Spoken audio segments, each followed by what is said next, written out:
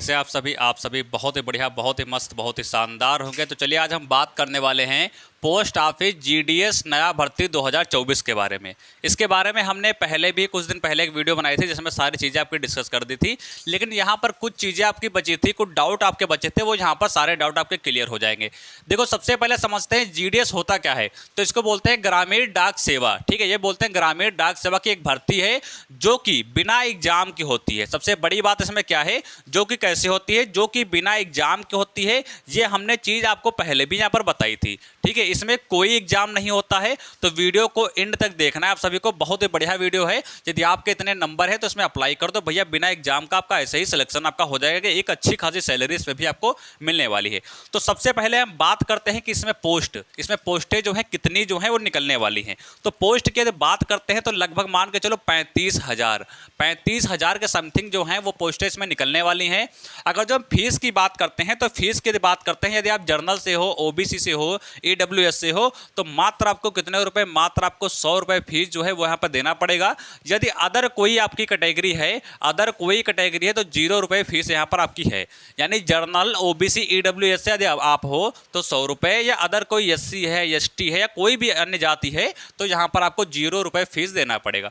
योग्यता की बात करते हैं तो हमने आप सभी को बताया था 10th लेवल की वैकेंसी है। पिछली जो वीडियो बनाई थी उसमें भी हमने आपको सभी को बताया था कि 10th लेवल के यानी हाई स्कूल लेवल की वैकेंसी है बिना एग्जाम के। इसमें सिर्फ एक चीज़ जरूरी है कि हाई स्कूल में आपके पास मैथ होनी चाहिए और साइंस होनी चाहिए। तो भैया हाई स्कूल में तो मैथ जो है सबके पास कॉमन रहती है, और लगभग साइंस भी सारे बच्चों के पास रहती है। तो इन पे कोई विशेष ध्यान नहीं देना, मैथ सारे बच्चों के पास होगी। तो यही इसकी केवल योग्यता है, हाई स्कूल आपके पास होना चाहिए, बाकी कोई क्वालिफिकेशन की आवश्यकता यहाँ पर नहीं है। अब देखो, एज की हम बात करते हैं तो नॉर्मल एज की हम बात करते हैं तो 18 से आपकी जो है 40 वर्ष इसमें एज जो है वो ली जा रही है।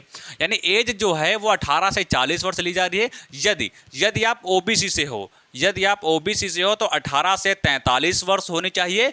आप 3 वर्ष ज़्यादा भी हो तब भी आप डाल सकते हो। और यदि आप एससी से हो, या हम बोल सकते हैं एसटी से हो, तो आपकी 18 से यदि 45 वर्ष भी है तब भी आप क्या कर सकते हो, तब भी आप इस फार्म को अप्लाई कर सकते हो। इसमें अच्छा एक चीज़, थोड़ी चीज़ें और ज़रूरी है। थोड़ी ज़रूरी क्या है कि आपको जो है लोकल लैंग्वेज और साइकिल चलाना, ये सारे जो है चीज़ें आनी चाहिए। क्योंकि भैया जीडीएस का मतलब हमने बताया ग्रामीण डाक सेवा। अब इसमें होता क्या है, डाक सेवा ग्रामीण, यानी ग्रामीण का मतलब क्या अर्थ निकल के आ रहा है कि गांव, और डाक सेवा यानी कि जो डाकिया जो होते हैं उनकी पोस्ट है।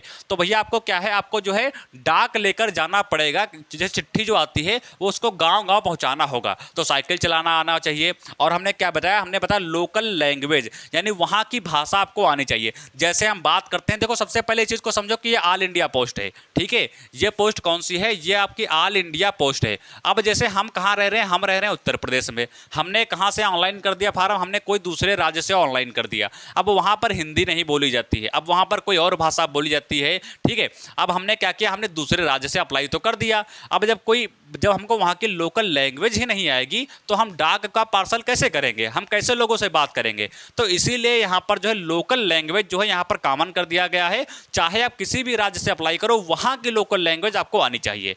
और सबसे ज़रूरी बात इसमें यह है, जैसे हम बात करते हैं, जैसे आप मान के चलो कि आप उत्तर प्रदेश से हो, या कोई आप मान के चलो एमपी से है, तो इस एमपी में या उत्तर प्रदेश में कहीं से भी आप ऑनलाइन कर दो, कहीं भी ऑनलाइन कर दो फार्म, या किसी भी कहीं से ऑनलाइन कर दो। आप जो है कुछ दिनों के अंदर आपके जो आसपास में जो जीडीएस लगता है, यानी डाक सेवा जो लगता है, आप वहां पर अपने नज़दीकी ट्रांसफ़र करा सकते हैं। ये सबसे अच्छी बात है। यानी कुछ सालों बाद आप घर रहकर भी इस वैकेंसी को या इस पोस्ट पर रहकर जो है आप जो है कार्यरत रह सकते हैं, या यहाँ पर जो है आप जो है वैकेंसी कर सकते हैं। ठीक है, ये चीज़ें यहाँ पर क्लियर हो गई। यानी कहीं से भी इसको आप अप्लाई कर सकते हो, बस वहाँ की लोकल लैंग्वेज आनी चाहिए और थोड़ा बहुत कंप्यूटर का नॉलेज होना चाहिए, जो कि हमने पिछले वीडियो में भी यहाँ पर बताया था। अब देखो, जॉब प्रोफाइल की बात करते हैं तो इसमें देखो 3 प्रकार की वैकेंसी होती है। जो हम जीडीएस की बात करते हैं, किसकी, जीडीएस की बात करते हैं, तो जीडीएस में 3 प्रकार की वैकेंसी होती हैं। पहली वैकेंसी कौन सी है, पहली वैकेंसी आपकी बीपीएम है। दूसरी वैकेंसी आपकी कौन है, दूसरी वैकेंसी की बात करते हैं एबीपीएम है। और तीसरी वैकेंसी की बात करते हैं तो आपकी डाक की है। डाक जो है आपकी डाक की वैकेंसी है, जो कि सारी चीज़ें यहाँ पर अभी क्लियर हो जाएंगी। अब देखो, हम बात करते हैं पहली वैकेंसी के बारे में, यानी बीपीएम के बारे में बात करते हैं। देखो, बीपीएम का मतलब क्या होता है, ब्रांच पोस्ट मास्टर। ठीक है, इसका मतलब क्या होता है, ब्रांच, इसका मतलब क्या होता है, ब्रांच पोस्ट मास्टर। ठीक है, ब्रांच पोस्ट मास्टर। अब देखो इसमें होता क्या है, इसका काम क्या होता है, तो डाक उत्पाद आपकी सेवाओं का वितरण करता है। और क्या करता है, डाक उत्पाद सेवाओं का ये क्या करता है, वितरण करता है। और ऑफलाइन और ऑनलाइन जो लेन देन होता है वो इसका काम होता है, किसका, बीपीएम का काम होता है। चीज को अच्छी तरीके से ध्यान रखना। अभी इन तीनों की सैलरी भी मैं अलग अलग बताऊंगा कि किसमें कितनी सैलरी आपको मिलती है।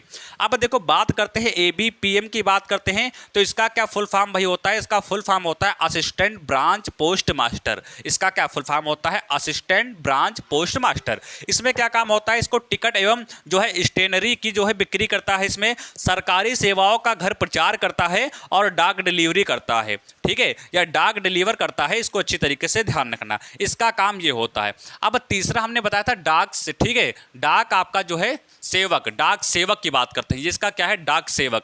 अब डाक सेवक में क्या करना होता है, डाक सेवक यानी डाक सेवक का मतलब सिंपल सा है कि हमको डाक जो चिट्ठी पहुंचानी है, तो सबसे पहला काम क्या हो जाएगा, डाक जो है डिलीवर करना है हमको इसमें भी, और स्टाम्प की बिक्री करनी है। क्या करना है, और स्टाम्प की बिक्री करनी है। तो ये तीन प्रकार की क्या होती है, तीन प्रकार की पोस्ट होती है, किसमें, वो तीन प्रकार की पोस्ट होती हैं आपकी जीडीएस में। इसको अच्छी तरीके से ध्यान रखना। जब तीन प्रकार की पोस्टें होती है, हमने बताया, तो तीनों प्रकार की सैलरी भी हमको अलग अलग मिलती है। तो यहां पर सबसे पहले लिखो बीपीएम, बीपीएम, और यहां पर हम लिखते हैं एबीपीएम, और आपकी जो है डाक वाली, ये डाक। देखो इसकी सैलरी आपको कितनी मिलती है, बीपीएम की सैलरी की हम बात करते हैं तो इसकी सैलरी आपकी 12,000 से स्टार्टिंग होती है। कितने से, 12,000 से आपकी सैलरी जो है वो आपकी स्टार्ट होती है, और 29,000 तक सैलरी आपकी जाती है। 29,000 प्लस तक सैलरी आपकी जो है इसमें आपको रिटायर तक देखने को मिल जाएगी। अब एबीपीएम की बात कर पर जो है डाक जो है सेवक की यदि हम बात करते हैं, तो यहाँ पर 10,000 रुपये सैलरी, 10,000 रुपये सैलरी यहाँ पर आपको मिलती है। और कितनी लास्ट तक जाती है, तो 24,000, 24,000 प्लस सैलरी आपको यहाँ पर जो है देखने को अच्छी तरीके से मिल जाएगी। देखो पोस्ट की बात करते हैं तो बीपीएम पोस्ट बड़ी होती है, फिर इससे छोटी आपकी एबीपीएम होती है, फिर आपकी डाक सेवक होती है। तो उसी तरीके की सैलरी मिलती है। सबसे ज़्यादा सैलरी आपकी बीपीएम की होती है, उसके बाद एबीपीएम की होती है, फिर वहीं इसका लगभग दोनों का एक ही औसत रहता है। तो ये सारी चीज़ें यहाँ पर अच्छी तरीके से क्लियर हो गई। अब देखो हम बात करते हैं किसकी बात करते हैं, चयन प्रक्रिया की। तो हमने आप सभी को चयन प्रक्रिया भी पिछले बता चुके हैं पिछली वीडियो में, लेकिन यहाँ पर भी हम आपको जो है यहाँ पर क्या कर देंगे, यहाँ पर भी हम यहाँ पर चीजें आपकी क्लियर कर देंगे ताकि कोई भी डाउट यहाँ पर नहीं बचना चाहिए। तो सबसे पहले क्या होता है, सबसे पहले ये वैकेंसी निकलती है, फिर आपका देखो मेरिट लिस्ट पे यहाँ पर क्या होता है, सिलेक्शन होता है, वो भी 10th के लेवल पर। 10th के लेवल पर मेरिट, आपका मेरिट पर सिलेक्शन होता है। यदि आपका लिस्ट में नाम है तो आपका सिलेक्शन हो जाएगा, नहीं है तो नहीं होगा। तो सबसे पहले क्या होगा, सबसे पहले इसमें आपको जो है ऑनलाइन करना होगा। ऑनलाइन आपको फॉर्म जो है इसमें फिल करना होगा। उसके बाद मेरिट लिस्ट बनेगी, ये तो उसमें नाम आपका आ जाएगा तो बहुत अच्छी बात है, नहीं आएगा तो भैया आप वहाँ से बाहर हो जाएगा। फिर आपके कुछ डॉक्यूमेंट वेरिफिकेशन आपके होते हैं। उसके बाद में यही आपके थोड़ा बहुत कंप्यूटर का बेसिक नॉलेज जो बताया गया है, लोकल लैंग्वेज बताया गया है, और आपको साइकिल चलाना आना चाहिए। ये सब थोड़ा बहुत पूछताछ की जाती है, दिखाया खाया जाता है फिजिकल करके, और उसके बाद आपका सिलेक्शन हो जाता है। बाकी इसमें कुछ भी नहीं होता है, क्योंकि हमने पहले भी यहाँ पर बता दिया था कि इसका एग्जाम भैया नहीं होता है। ये सबसे जरूरी बात है, ठीक है। तो पोस्ट ऑफिस जीडीएस की बात करते हैं, ये आपकी वैकेंसी थी। देखो अब सबसे बड़ा मुद्दा ये आता है कि अप्लाई डेट। बच्चे बहुत से कमेंट्स कर रहे थे जब हमने जो है वो वीडियो डाली थी, कि वो जो वीडियो पहले डाली थी तो बच्चे कह रहे थे कि कब से अप्लाई होंगे, कब से फार्म इसके अप्लाई होंगे, तो अप्लाई डेट। तो देखो ये जितना डेटा है, लगभग वैकेंसी, सारी वैकेंसी जून में आती हैं। ये वैकेंसी जो है जीडीएस की वैकेंसी कब आती है, तो जून में आती हैं। तो जून के लास्ट तक वेट करो, जून के लास्ट तक वेट करो, आपका नोटिफिकेशन देखने को मिल जाएगा। ठीक है, आपका क्या होगा, नोटिफिकेशन देखने को मिल जाएगा। तो जब भी इसका नोटिफिकेशन आएगा हम आप सभी को बता देंगे, तो परेशान होने की आवश्यकता नहीं है, क्योंकि उसमें बहुत से बच्चों ने कमेंट किया था कि सर इसका नोटिफिकेशन कब आएगा, कब से अप्लाई होंगे, फार्म अप्लाई डेट क्या है, ऐसे बहुत से क्वेश्चन कर रहे थे। तो एक चीज़ अच्छा ध्यान रखना, यदि इसका जो है अप्लाई डेट आ गई होती या इसका नोटिफिकेशन कुछ आया होता तो सीधे हम वही चीज़ आपको ना बताते। ये चीज़ें क्यों बताते, क्योंकि ये चीज़ हम इसलिए बना रहे हैं ताकि मैं आपको बता दूं कि अभी कुछ दिन बाद अभी क्या होने वाला है, इसकी वैकेंसी आने वाली है, ये क्वालिफिकेशन है, और इस मंथ में आएंगी। तो आप यदि अप्लाई करने वाले हो तो अप्लाई कर देना, सिंपल सी बात है। तो जून में आएंगी लास्ट तक, यदि अप्लाई कर सकते हो तो प्यारे बच्चे, यदि आपके नंबर अच्छे खासे हाई स्कूल में है, यदि आपको लगता है मेरिट लिस्ट में मेरा नाम होगा, तो सारे के सारे प्यारे बच्चे इसको जरूर अप्लाई कर देना। 100 रुपये फीस रखी गई है। एससी और एसटी कास्ट के लिए 0 रुपये फीस रखी गई। इस चीज़ को अच्छी तरीके से ध्यान में रखना। तो ये चीज़ें आप सभी के समझ तो जो यहाँ पर हमने क्लियर कर दी है। बाकी कोई भी डाउट बचे, कोई परेशानी हो तो प्यारे बच्चे कमेंट बॉक्स में कमेंट कर देना, क्योंकि आप सभी को पता है यहाँ पर वैकेंसी से संबंधित, आंसर के संबंधित, रिजल्ट से संबंधित कोई भी अपडेट रहता है तो यहाँ पर आपको तुरंत देखने को मिल जाता है। तो यदि नए आए हो या पहली बार चैनल पर आए हो तो सभी को क्या करना है, चैनल को सब्सक्राइब कर लेना, बेल आइकन को प्रेस कर लेना। मिलेंगे अगले नेक्स्ट वीडियो में, तब तक के लिए नमस्कार, जय हिंद।